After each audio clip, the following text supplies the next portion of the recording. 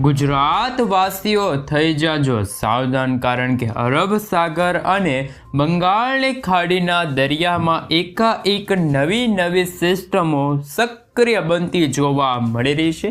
તમે લાઈવ જોઈ શકો છો કે અત્યારે હાલ બંગાળની ખાડીના દરિયામાંથી આવેલું ફેંગલ નામનું વાવાઝોડું અત્યારે ઓમાન દરિયાઈ કાંઠાના નજીકના વિસ્તારો સુધી પહોંચેલું જોવા મળી રહ્યું છે।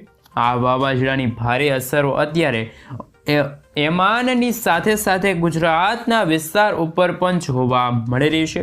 ગુજરાત ઉપર અત્યારે તોફાની પવન ફૂંકાવાની શરૂઆત થતી જોવા મળી રહી છે। ગુજરાત ઉપર પવનની ઝડપ 60 થી લઈને 65 કિલોમીટર પ્રતિ કલાકની ઝડપે ગુજરાત ઉપર તોફાની પવનો ફૂંકાતા જોવા મળી રહ્યા છે। તોફાની પવનને લઈને ગુજરાત ઉપરથી એક મજબૂત સ્ટોફ લાઇન પસાર થતી જોવા મળી રહી છે। આ સ્ટોફ લાઇન સૌરાષ્ટ્રના વિસ્તારોથી લઈને મધ્ય ગુજરાતના વિસ્તારોની અંદર પોતાનું ભારે જોર દર્શાવતી જોવા મળી રહી છે। હજુ પણ ફેંગલ નામના વાવાઝોડા અને બંગાળની ખાડીના દરિયામાં સક્રિય બનતી નવી લો પ્રેશરને લઈને અત્યારે દક્ષિણી ભારતના સંપૂર્ણ વિસ્તારોમાં એક મજબૂત સિસ્ટમનો ઘેરાવો સક્રિય બનેલો જોવા મળી રહ્યો છે। આ ઘેરાવાને લઈને અત્યારે મદુરાઈના વિસ્તાર, બેંગલુરુના પંથકની સાથે બેંગલવી, હૈદરાબાદ સાથે મિત્રો વિશાખાપટ્ટનમ દરિયાઈ કાંઠાના જે વિસ્તારો છે ત્યાં ભુવનેશ્વર, નાગપુર, મુંબઈની સાથે સંપૂર્ણ ગુજરાતની અંદર મોટા ફેરફારને લઈને આગાહી કરવામાં આવી છે। સાથે હવામાન નિષ્ણાત અંબાલાલ પટેલની આગાહી પ્રમાણે હજી પણ એક ગુજરાતની અંદર આગામી 3 દિવસ સુધી વાતાવરણની અંદર મોટા ફેરફારની સાથે ઠંડીના પ્રમાણની અંદર વધારા સાથે માવઠું અને કમોસમી વરસાદની મહત્વપૂર્ણ આગાહી છે એ ગુજરાત માટે દર્શાવવામાં આવી રહી છે। હાલ તો મિત્રો ગુજરાતના અનેક ભાગોમાં વાદળછાયું વાતાવરણ જોવા મળી રહ્યું છે। જે સ્ટોફ લાઇન અત્યારે સૌરાષ્ટ્ર ઉપરથી પસાર થતી જોવા મળે છે અને આ વિસ્તારોમાં ભયંકર અસરો અત્યારે વધતી જોવા મળી રહી છે અને આ વિસ્તારોમાં ઠંડીનો પારો અત્યારે ગળગળેલો જોવા મળી રહ્યો છે। જામનગરથી લઈને અમદાવાદના વિસ્તારોની અંદર 17 થી લઈને 19 સેલ્સિયસ સુધીનું જે ઠંડી અત્યારે પડતી જોવા મળી છે। આ સંપૂર્ણ વિસ્તારોમાં તમે એક સિસ્ટમનો ઘેરાવો પણ જોઈ શકો છો। આમ તો ગુજરાતના સંપૂર્ણ પંથકોની અંદર મોટા ફેરફાર આવવાની સાથે અત્યારે તમે જોઈ શકો છો ઘોર અંધકારની સાથે વાદળછાયું વાતાવરણ સાથે સૌરાષ્ટ્રના દરિયાઈ કાંઠાના વિસ્તારો, દક્ષિણ ગુજરાતના વિસ્તારોથી લઈને કચ્છના વિસ્તારોમાં અત્યારે મોટા ફેરફાર આવવાની શરૂઆત થતી જોવા મળી રહી છે।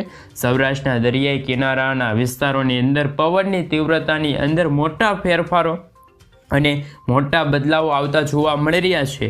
આમ તો વાતાવરણની અંદર પણ ફેરફાર આવવાની સાથે જ ગુજરાત ઉપરથી પસાર થતી મજબૂત સ્ટોફ લાઇનને લઈને અત્યારે આ સંપૂર્ણ વિસ્તારોમાં મોટા બદલાવ આવતા જોવા મળી રહ્યા છે। ગુજરાતના ભિન્ન વિસ્તારોમાં તોફાની પવનોની સાથે ફરીથી વાવાઝોડાની અસરો પણ ગુજરાતની અંદર જોવા મળી રહી છે। બંગાળની ખાડીનું વાવાઝોડું અત્યારે અરબ સાગરની અંદર પહોંચેલું જોવા મળી રહ્યું છે। આ વાવાઝોડાનું નામ ફેંગલ નામનું વાવાઝોડું આપવામાં આવ્યું છે। આ વાવાઝોડાની અસરોને લઈને બંગાળની ખાડીથી લઈને અરબ સાગરના વિસ્તારોની અંદર ભયંકર અને તોફાની પવન ફૂંકાતા જોવા મળી શકે છે, જેને લઈને અત્યારે ગુજરાત ઉપર સંપૂર્ણ વાદળછાયું વાતાવરણ અને ઠંડુ વાતાવરણ જોવા મળી રહ્યું છે, જેને લઈને ગુજરાતમાં કમોસમી વરસાદને લઈને નવા સંકેતો આપવામાં આવી રહ્યા છે। ગુજરાતની અંદર આગામી 2 દિવસની અંદર હજુ પણ ભારે ઠંડી પડતી જોવા મળવાની છે, જેમાં પણ સૌરાષ્ટ્રના દરિયાઈ કાંઠાના વિસ્તારોની સાથે વાત કરવામાં આવે તો ઠંડીની અંદર માવઠું જોવા મળી શકે છે।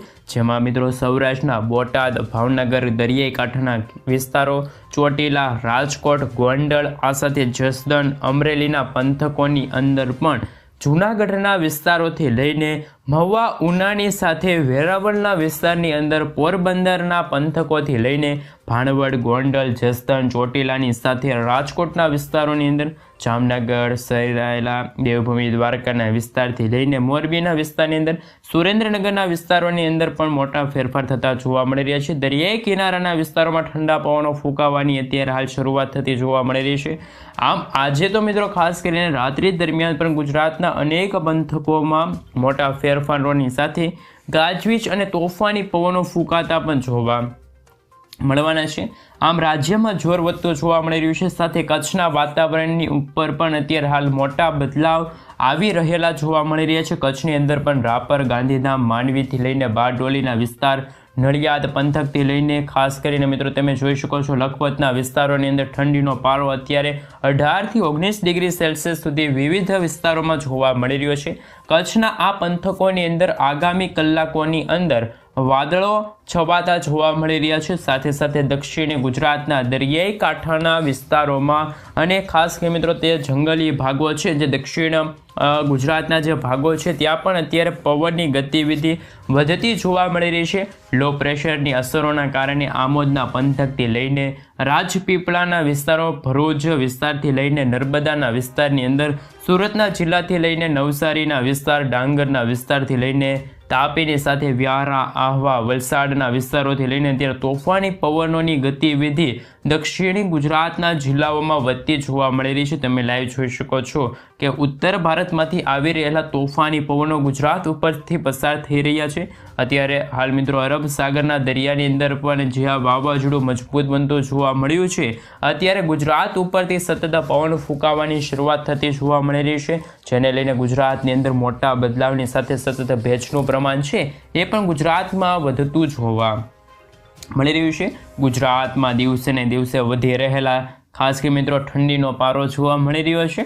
સાથે સાથે મધ્ય ગુજરાતના વિસ્તારોની અંદર પણ અત્યારે હાલ વાદળોના ઝુંડ અત્યારે હાલ ગાજવીજ સાથે તોફાની પવનો ફૂંકાવાની શરૂઆત થતી જોવા મળી રહી છે. જેમાં પણ અમદાવાદના જિલ્લામાં લુણાવાડાના વિસ્તાર, ગોધરાના વિસ્તારથી લઈને નડિયાદની સાથે ધોળકાના વિસ્તાર, ખંભાતના પંથકથી લઈને વડોદરાના વિસ્તારની અંદર ખાસ કરીને મિત્રો હવે બોડેલીના પંથકથી લઈને ખેડા, પંચમહાલ, મહીસાગરના આમ મધ્ય ગુજરાતના સંપૂર્ણપણે વિસ્તારોની અંદર મોટા બદલાવ આજે જોવા મળી રહ્યા છે. હાલ તો મિત્રો વાતાવરણીય અસ્થિરતા પણ ઉત્પન્ન થતી જોવા મળી રહી છે અને મિત્રો જેમના કારણે જ અત્યારે કંઈ સમજાતું નથી એવું વાતાવરણ હવે ગુજરાતમાં થઈ રહેલું હોય હાલ એવા પણ ખાસ કરીને આંકડા સામે આવી રહ્યા છે. ખાસ કે મિત્રો ઠંડી લહેરો પણ અત્યારે ફૂંકાતી જોવા મળી રહી છે. આ સાથે સાથે મિત્રો જો વાત રહી તો કે મિત્રો તમે જોઈ શકો છો ખાસ કરીને ગાજવીજ સાથે મેઘરાજાની ધમાકેદાર એન્ટ્રી અને માવઠાનો નવો રાઉન્ડ છે શરૂ થતો જોવા મળી રહ્યો છે. એવા એધાણો દર્શાવવામાં આવી રહ્યા છે.